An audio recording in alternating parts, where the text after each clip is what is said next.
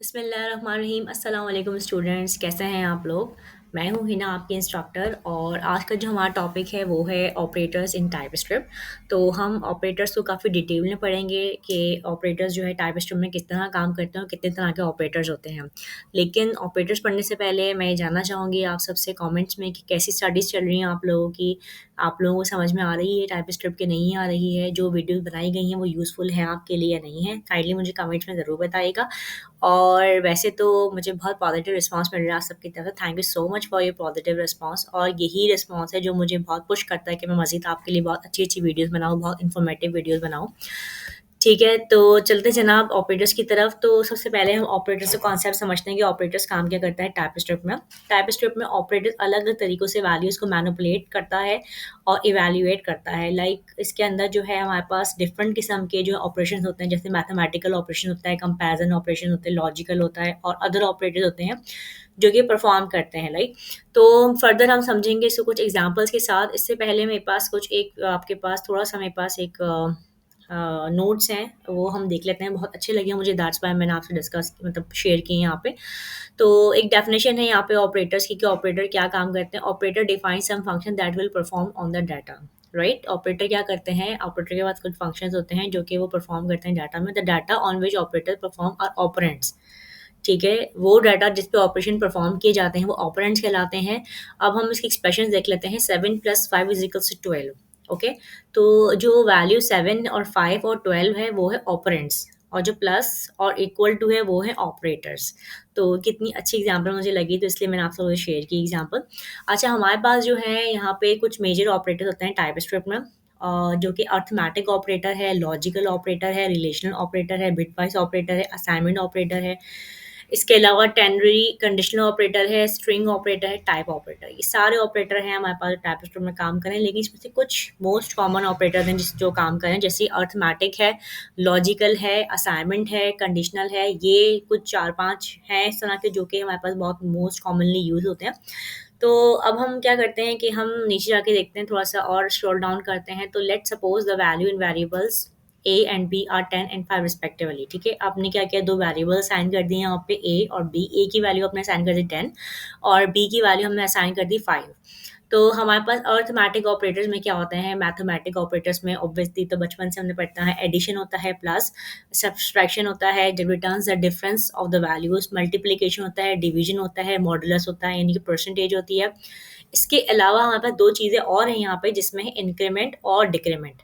Increment और decrement भी 2 तरीके से होता है हमारे पास, एक होता है पोस्ट इंक्रीमेंट और एक होता है प्री इंक्रीमेंट।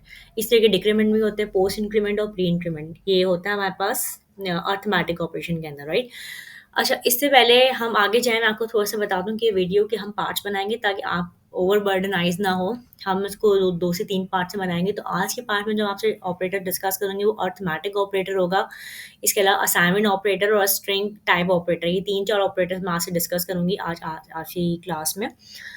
तो हमें समझ में आ गया कि अरिथमेटिक ऑपरेटर्स क्या करते हैं, सो ईज़ी। अब इसको हम क्या करते हैं, ट्राई कर लेते हैं थोड़ा-सा हम। तो अब हम क्या करते हैं, यहाँ पे अपना एक फ़ोल्डर बना लेते हैं, ठीक है? फ़ोल्डर का नाम हम अरिथमेटिक रख लेते हैं अपने पास, ताकि हमारे पास एक काम हमारा सेफ रहे। तो स्पेलिंग्स को प्लीज़ इग्नोर कीजिएगा because I am only working from my one hand. दूसरे हाथ में मेरे पास माइक है। सीएमडी हो गया, कोड स्पेस डॉट। ठीक है, तो हमारे पास हमारा वीएस कोड ओपन हो गया। तो चलिए सबसे पहले इसमें हम कुछ फाइल्स रिवाइज कर लेते हैं, किस तरह हम फाइल्स बनाते हैं। तो अच्छा है, आप लोगों के लिए रिवीजन हो जाएगी। थोड़ा सा जो न्यू हमारे स्टूडेंट्स हैं, जो बिगनर्स हैं, वो थोड़ा सा और एक दफ़ा देख लेंगे किस तरीके से काम होता है इसमें। तो सबसे पहले आपने एक फ़ाइल बनानी है। फ़ाइल का नाम हम रख देते हैं मेन डॉट टी एस। ठीक है, main dot T S without any gap हमने बना लिया। अब हम कुछ इंस्टॉलेशन कर लेते हैं इसके अंदर। ओके, अब हम टर्मिनल पे आके हम इंस्टॉलेशन क्या कर रहे हैं इसके अंदर। हम सबसे पहले जो है इसके अंदर T S C hyphen hyphen init. ठीक है, T S C hyphen hyphen init मैंने किया और मैंने इसको एंटर किया तो मेरे सामने कॉन्फ़िग की फ़ाइल क्रिएट हो गई, टी एस कॉन्फ़िग की, राइट। टी एस कॉन्फ़िग की फ़ाइल के बाद मैंने पैकेज डॉट जेसन की फ़ाइल बनानी थी, तो मैं npm init करके हाइफन वाई यूज़ करूँगी, npm init डैश वाई, या हाइफन वाई करके मैं एंटर करूँगी, तो अब आप देखेंगे कि मेरे पास पैकेज की फ़ाइल भी यहाँ पे क्रिएट हो गई, राइट? इसके बाद अब मुझे थर्ड क्या बनाना था, मुझे थर्ड बनाने हैं npm I @ types slash node hyphen D. एक डिपेंडेंसी मैं इंस्टॉल करूँगी जिससे मेरी पैकेज डैश लॉग की फ़ाइल क्रिएट हो जाएगी और नोड मॉड्यूल की फ़ाइल क्रिएट हो जाएगी, जो कि आपके सामने नज़र आ रही है, क्रिएट हो चुकी है। ठीक है, अब मैं देखी थी कुछ स्टूडेंट को, जब हम मॉड्यूल का चैप्टर हमने पढ़ा था पिछले टॉपिक में, तो कुछ स्टूडेंट्स को प्रॉब्लम आया थी कॉन्फ़िगरेशन फ़ाइल में, कॉन्फ़िग फ़ाइल में और पैकेज की फ़ाइल में, कि हम किस तरह से इसकी डिफ़ॉल्ट से हम इसकी कॉन्फ़िगरेशन चेंज करें। तो वो भी हम थोड़ा-सा देख लेते हैं, साथ-साथ यहाँ पे कवर कर लेते हैं। देखिए आपके पास सबसे पहले मैंने ये कॉन्फ़िग की फ़ाइल को, टीएस कॉन्फ़िग की फ़ाइल खोली है। ठीक है, इसमें आपने जो है अभी तक मेरे पास कोई भी एरर नहीं आ रहा। अब आप नीचे आएँगे, यहाँ पे जो ईएसआर का 2016 लिखा है, इसका रिमूव करके 2022 कर देंगे, राइट? और 2022 करने के बाद फिर आप नीचे आएँगे, नीचे आने के बाद अब आप देखेंगे कि यहाँ पे आपके पास मॉड्यूल्स आ गया। मॉड्यूल्स में आने के बाद आप यहाँ पे क्या लिखेंगे, नोड नेक्स्ट लिखेंगे, ठीक है? और थर्ड पे लाइन नंबर 30 पे आके आपने हटाने हैं यहाँ से, कमेंट हटाने हैं इसके, और यहाँ पे भी आपने क्या लिखना है, नोड नेक्स्ट। देखिए सिंपल मैंने कॉन्फ़िगरेशन कर दी, मैंने कुछ भी नहीं छेड़ा उसके अंदर, और देखिए मेरा कोई एरर भी नहीं आ रहा इसके अंदर, राइट? फिर अब same as it is package dot HTML में जाऊँगी, यहाँ आने के बाद अर्थमैटिक जो मैंने फ़ाइल का नाम रखा, इसके नीचे मैं एक क्रिएट करूँगी अपने पास टाइप, और टाइप में क्रिएट करूँगी मॉड्यूल की। अब आपने देखा कि अब मुझे कुछ लिखने की ज़रूरत नहीं पड़ी, जस्ट हर चीज़ ऑटोमैटिक आती, ये तो ब्यूटी है वीएस कोड की। और मुझे इसमें कुछ भी चेंज नहीं करना, मेरी तमाम चीज़ें चेंज हो चुकी हैं। तो मैंने आपको दिखाया हमने फ़ाइल किस तरह क्रिएट्स की हैं अपनी कमांड से, मैंने आपको दिखाया कि हमने कॉन्फ़िगरेशन किस तरह चेंज की, डिफ़ॉल्ट कॉन्फ़िगरेशन। वैसे अरिथमेटिक ऑपरेटर में ऐसा कोई प्रॉब्लम नहीं है, हम वैसे भी कर सकते थे, राइट? अब हमें क्या करना है, यहाँ पे हमें कंपाइलर ऑन करें। देखिए, अगर आपकी तो टीएस कॉन्फ़िग की फ़ाइल क्रिएट हुई हुई है, तब आपके पास जो है ये वाली कमांड रन करेगी। कौन-सी कमांड रन करेगी? TSC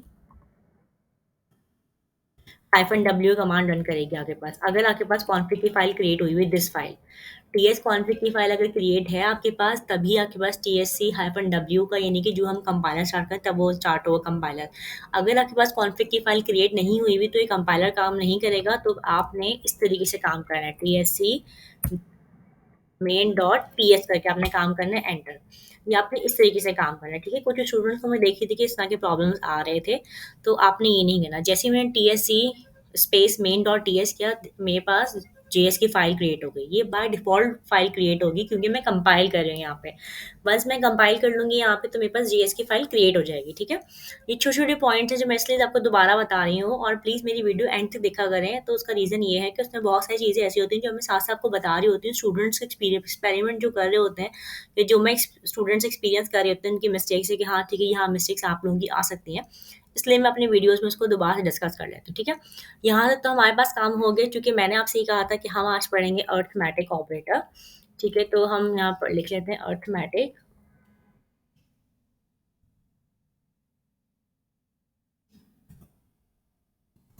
operators.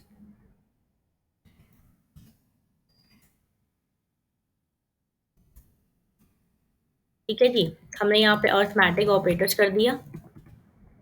अब पहले हम क्या करते हैं, यहाँ पे हमने एक वेरिएबल बना दिया, let X is equals to, या हम इसको ऐसा करते हैं, स्ट्रिक्ट टाइपिंग में कर देते हैं, नंबर कर देते हैं, ठीक है?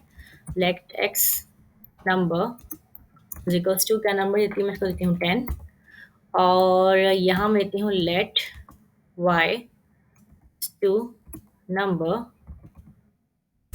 Is equals to 5। ठीक है, मैं यहाँ पे लगा देती हूँ उसको भी।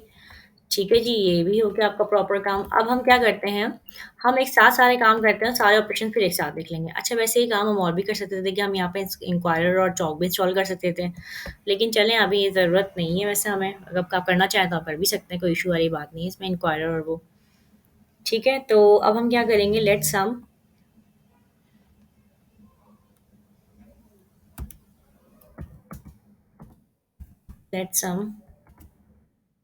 Number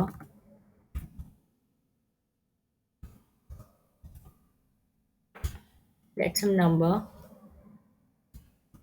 is equals to X plus Y.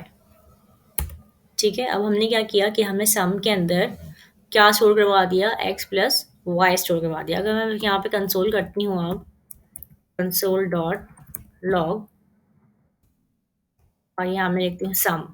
अच्छा देखिए, अब जब हम वेरिएबल में स्टोर करवाते हैं ना, तो वेरिएबल में इन्वर्टेड कॉमास नहीं आता। अब बहुत सारे बच्चे कंफ्यूज ही होते थे कि जब हम हेलो वर्ल्ड लिख रहे थे तो हम तो इन्वर्टेड कॉमास में लिख रहे थे, और फिर जब वेरिएबल लिखा तो इन्वर्टेड कॉमास में नहीं लिख रहे। तो उसका रीज़न ये है कि जब आप मैनुअल टाइपिंग करते हैं कोई चीज़, यानी कि जब आप मैनुअल लिखते हैं कि ठीक है ये आपके पास आना चाहिए स्टैटिक डाटा या स्टैटिक आपके जो भी क्या कहते हैं इसका वर्ड्स हैं वो आने चाहिए, तो वो मैनुअली आप लिख के ले आते हैं इन्वर्टेड कॉमास में। बट अगर आपको वेरिएबल प्रिंट करवाना है, that is sum. Sum is a variable, ठीक है, क्योंकि सम में हम डाटा स्टोर कर रहे हैं एक्स और वाई का। तो फिर जब हम सम की बात आती है तो उसका मतलब ये है कि हमें इन्वर्टेड कॉमास यहाँ पे यूज नहीं करने, राइट। फिर अब हम क्या करेंगे, यहाँ पे हम लिखेंगे नोड मेन डॉट जेएस। अच्छा, स्टूडेंट्स क्या गलती कर रहे थे कि नो मेन डॉट टीएस ही कर रहे थे, जिसकी वजह से उनका जो है वो एरर रहा था। ठीक है,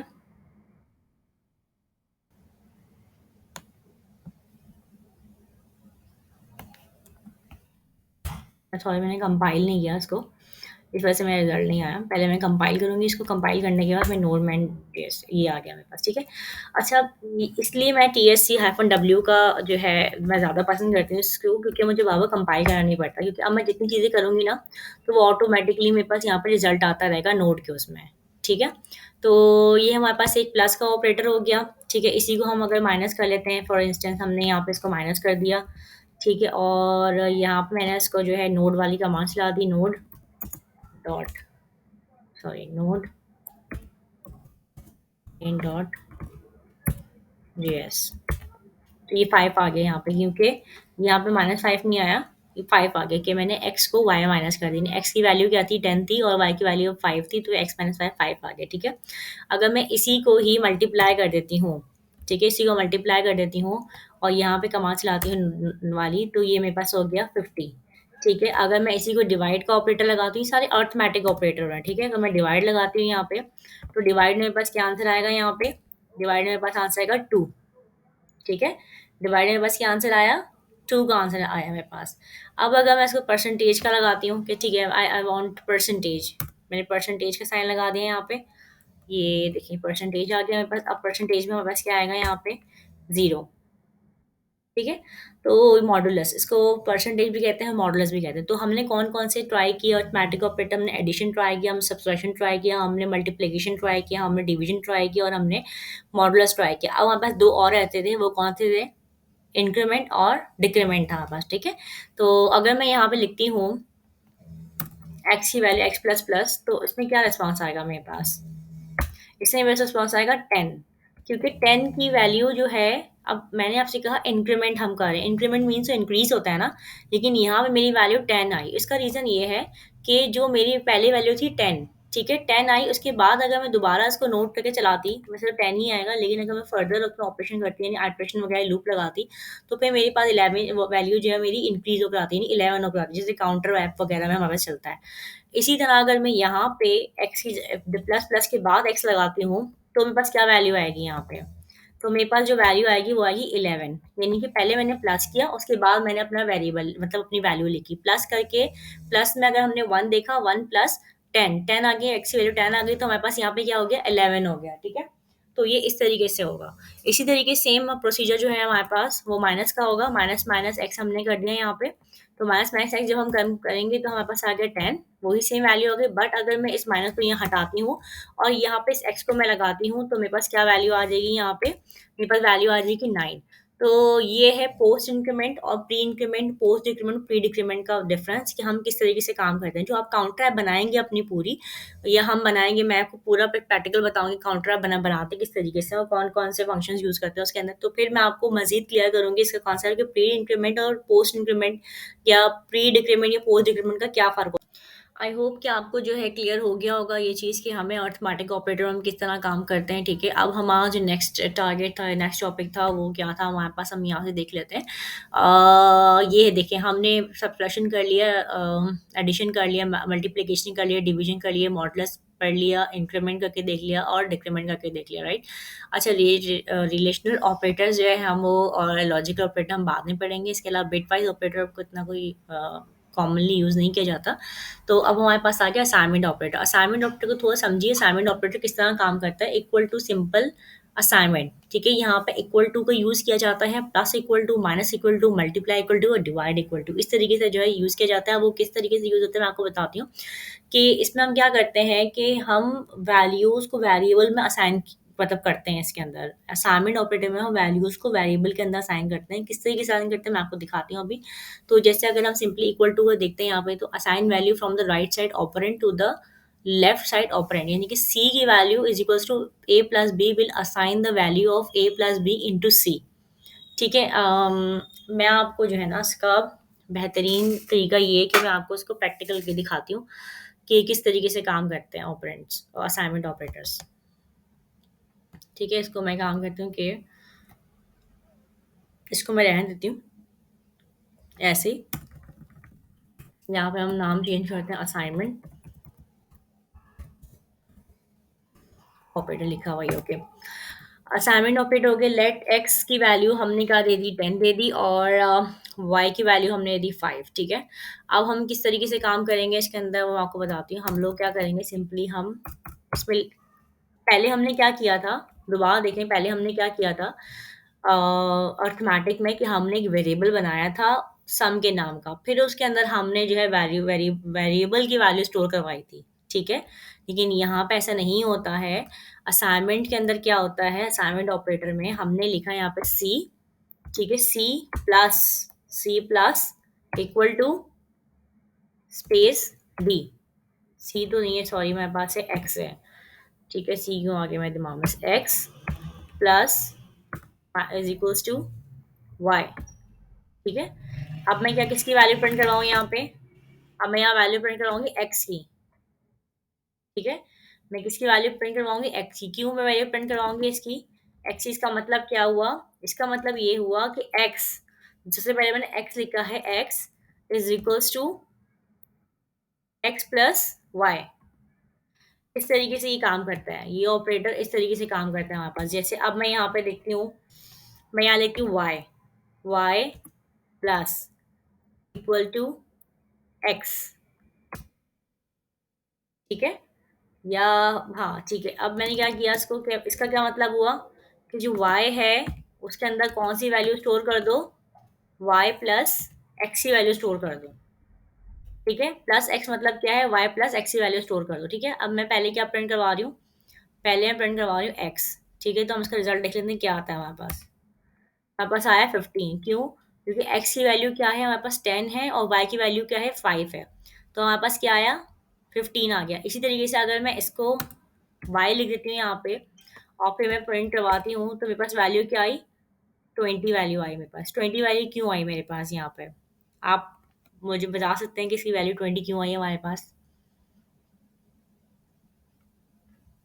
ठीक है, तो सवाल मेरा ये था कि यहाँ पे 20 क्यों आया मेरे पास, ठीक है। 20 मेरे पास क्यों आया यहाँ पे, क्योंकि जबकि मैं पहले कर रही थी, जब एक्स की वैल्यू मैं यहाँ पे कैलकुलेट कर रही थी, तो मेरे पास कौन सी वैल्यू आई थी, मेरे पास 15 आना था, राइट। एक सेकेंड, मैं थोड़ा सा इसको ऊपर कर देती हूँ ताकि विजिबल रहे आपको। जब मैं यहाँ पे एक्स लिख रही हूँ, टाइप कर रही हूँ एक्स की वैल्यू, तो मेरे पास क्या आ रहा है यहाँ पे, मेरे पास आ रहा है यहाँ पे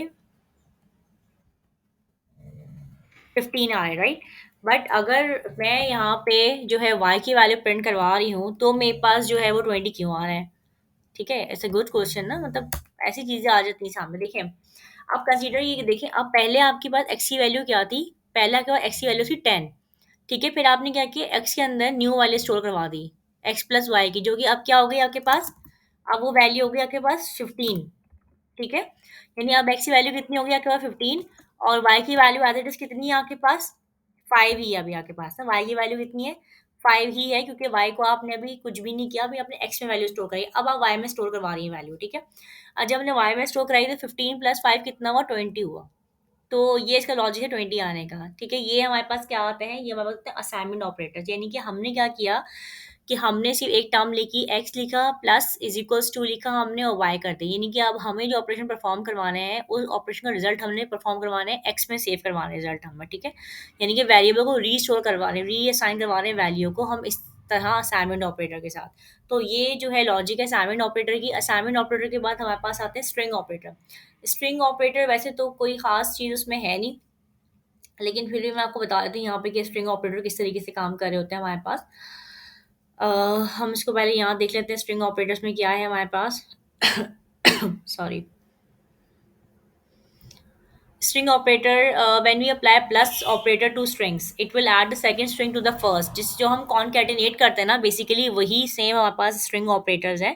जैसे मैंने लिखा इन्वर्टेड कॉमास में हेलो और फिर इन्वर्टेड कॉमास में वर्ड लिख दिया हमने, तो इक्वल्स टू जो हमारे पास कंसोल बनकर आया, वो क्या बनकर आया, हमारे पास मैसेज हेलो वर्ल्ड बनकर आ गया, ठीक है?